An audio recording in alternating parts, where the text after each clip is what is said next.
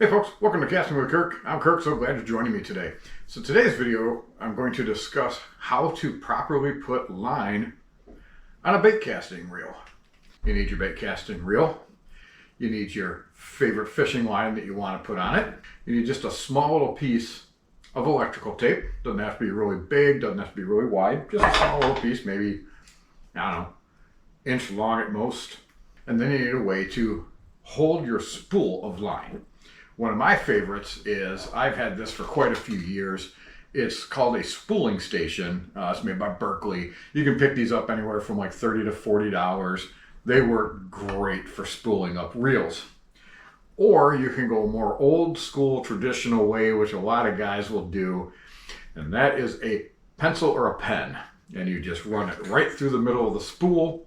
You can either have your best friend, your buddy, even your spouse holding on to that, using their fingers to keep some tension.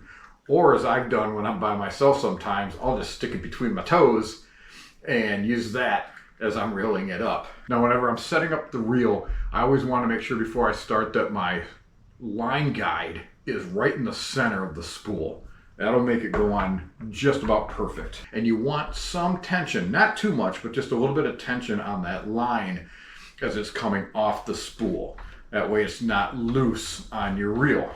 So I'll put my line through the line guide, hold it right down in the middle of the spool, and I will take that little piece of tape and just tape it right down to the spool. I've been doing it this way for years and have never had any slippage issues or anything with the line loosening up. Now what I'll do is keep my thumb on that piece of tape a little bit, kind of guide the line around, and once I get a couple of turns onto it, I will then find and clip off any excess line that's sticking up past that piece of tape. Make sure that tape is down nice and tight, and just begin keeping a little bit of tension, spooling up your line. Now when you get all done, you want that spool to be spooled up to about 1/8 of an inch from the top of the spool. If you fill it too much, you're going to get bad casting, and it can also do a lot of overruns on you. Not enough line, and again, your cast can come up short.